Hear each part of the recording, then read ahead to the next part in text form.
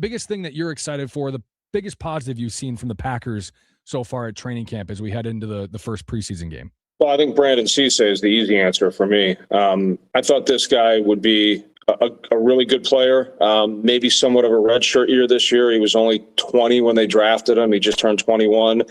But he's been great. The coverage is great. And I think it's a good reminder that in reality, their two starting corners have been really number three type guys. Keyshawn Nixon's a nice player, but he's really a three. I think probably Carrington Valentine's the same way. Valentine's a good zone corner, a coverage guy, but he doesn't tackle well. Keyshawn Nixon, we know the problems that arise with him. And all of a sudden, they have a real deal cornerback. It's been a while as far as a coverage guy goes, and he's been great in camp. And I think they've done everything they can to give the other two guys a shot. Now Valentine's hurt, but Cisse, from a coverage standpoint, has just been fantastic. I still think he's got a long ways to go in terms of physicality. As a young guy, there are probably some issues that he'll run into, but he's looking like the best cover corner on the team right now. And I think it's going to be a really big ask for Jonathan Gannon to say, no, we're going to stick with our two guys we've had the last few years here. I think he's going to want the best guy out there. And I think LaFleur is going to be with him on that. So to me, that's been by far the biggest positive in this camp. I was just saying Brandon Cisse is probably the biggest one, mostly just because of who he's replacing. It's no longer going to be both of Carrington Valentine or Keyshawn Nixon on the field. Maybe Benjamin St-Juste can figure out a way to pass him as well. Who knows? I would say probably not, but only one of those other two guys are going to be on the field. Does it play a factor that it's now Jonathan Gannon and not somebody that has been with the Packers the past couple of years? I think so. I think that's part of it. Yeah, I think that's part of it. Now, listen, if Cisse was playing this way and Jeff Hafley was still here, he probably ends up as a starter, but I think it's been accelerated with Gannon, who's like, hey, I wasn't part of that. I'm the new guy here, and this is what I'm seeing. So I do think that factors in a little bit. And if this kid can stay healthy and keep up with the speed of the NFL game when actual games start, and again, he's not the biggest guy in the world, so we'll see what's going to happen when he has to press and he has to deal with real deal guys every single snap. But he's done pretty well against Christian Watson, and if you're talking size, speed, that's about as good as it gets. So I think he's going to get a real shot here. And, you throw on the two safeties they have and Javon Bullard in the slot, and suddenly the secondary looks a lot better. So, by far, I think that's been the most positive in this camp. How about the negative then? What has you most worried if you're talking Packers trying to make a playoff run, trying to win a division? Probably the offensive line. Now, the question is Anthony Belton playing pretty well in their eyes, and Jacob Monk and Jagger Burton have just been better? Because it seems like Belton's lost his starting job for now, or at least is going to have to fight to keep it. And I don't know the answer to that. Either they might be watching the film and maybe Belton's been fine in their eyes, but the other two guys have just been better.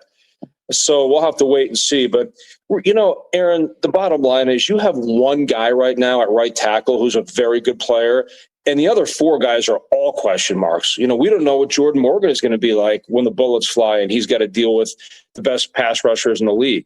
And the three guys inside are question marks. Even Sean Ryan, who I like, but you got four question marks on that offensive line. And let's face it, you look at the numbers last year, and they should have run the football a lot better based on the personnel they had in the backfield, and you look at the yards after contact or the yards before contact, not great. And that's an offensive line problem. So to me, that's a big issue, and they really haven't fixed it.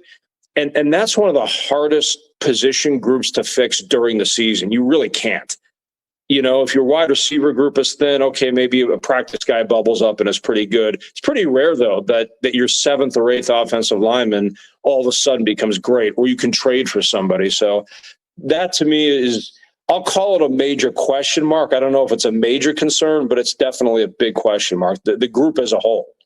Yeah, I have the question of what happens if Jordan Morgan isn't that good at left tackle? What if he's just okay? Like, you don't have a backup option. Like, Belton would probably be that backup option, and right now he's not good enough to play at right guard, apparently. Yeah, well, that's what they're trying to do with Belton, I think, is turn him into the swing tackle, because they realized about a week or two ago that we don't really have anybody to back up either tackle spot, Hmm. you know? So I think that's why Belton is getting more reps at tackle. And that's why I don't know if he was struggling at right guard as much as we think, or they just needed him to play a different spot. But it is an issue. It really is. And listen, it's tough. There aren't enough offensive linemen to fill out every NFL roster in the league. It's just there aren't enough guys in the league that are good enough to play on a line. That's why people have problems all over the league on the offensive line. But yeah, if something happens to Jordan Morgan, you got a real issue. I mean, are you gonna start moving people around again like you did before? Is Zach Tom, or the artist formerly known as Zach Tom, is he going to go play left tackle? What do you do? It's probably Belton right now, though. I think it's Belton, and just start saying prayers if something happens to Jordan Morgan. I joked a little bit about Zach Tom, now Baco Baweli. It's like, okay, yeah, good for him. I like the name change. Just it's kind of a little bit of a nuisance for us media people. Zach Tom is so easy to say. Zach Baco Baweli, just a little, it would have been nice for us if he just stayed at Zach Tom, right? Yeah, Baco Baweli has a pretty good ring to it, but yeah, he's been around for a while now. It's not like he's a rookie. We've had the name embedded in our head for 3 or 4 years now. So it is a big nuisance for us. Somebody should tell him that in the locker room. Just remind him if they haven't already on that. So, but man, they're in trouble if he gets hurt again. They're in trouble. If something happens to Jordan Morgan, they're in trouble. So, you're never going to have every position group even average in the NFL. Every team's got a hole. And right now, theirs, I think, for sure, is the offensive line. How do you see the NFC North playing out this year, the four teams and where they stack up together? I think it's overrated. I really do. Every national pundit I hear, even locally, I think the Bears probably take a step back, in my opinion. I know I'm about the only one that says that, but I still don't totally buy in there. Their defense was terrible last year. They couldn't stop the run. They had 33 takeaways last year, which is great, but there's no way you're maintaining anything close to that. And I think the fact that they forced so many turnovers covered up a lot of weak spots on that team. Again, the defense can't stop the run, and they have almost no pass rush. And they really didn't address either one that much in the offseason. So I don't think the Bears are great defensively. I still don't totally buy Caleb Williams. I don't know if it's linear where he just keeps going up. I think he has a long way to go.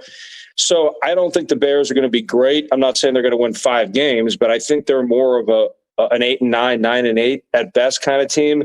The Vikings have a serious problem at quarterback right now, extremely serious. Neither guy can play at all right now in training camp.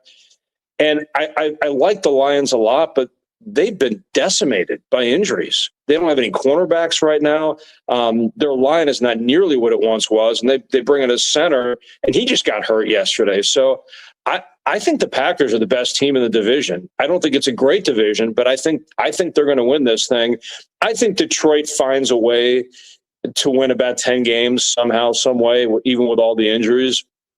But I think it's a Packer-Lions division, and maybe I'll be wrong on this, but I don't buy Chicago at all. And Minnesota could be in very serious trouble because it's one thing to have, an average quarterback and try and win, but it's another thing to have 2 guys that aren't even functioning right now.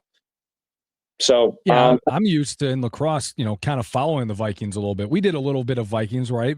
There's a lot of Vikings fans in the area. We don't really pay attention really much down here in the southeastern part of the state. So I've just heard a little bits here and there of, it's been a little underwhelming. What have you been hearing about the Vikings and the quarterback so far? It's horrid. It's not just bad. It's really, really bad, to a point where Carson Wentz is being discussed now as a possibility there.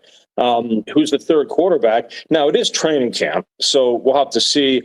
Kyler Murray has the toolbox. So, and you have a good offensive head coach, so maybe they figure this thing out. But both guys have struggled immensely, to a point where neither one of them is being given all the number ones because they've both been so bad. The thought was by this point, Kyler Murray would be, announced as the number one quarterback, but it's been exacerbated by the fact that neither quarterback is getting all the number one reps. They're splitting it still. And neither guy is running away or even remotely taking advantage. So I think it's going to be a long season in Minnesota. I really do. The defense is going to be pretty good, maybe really good with Brian Flores running it, but I think it's going to be a long season.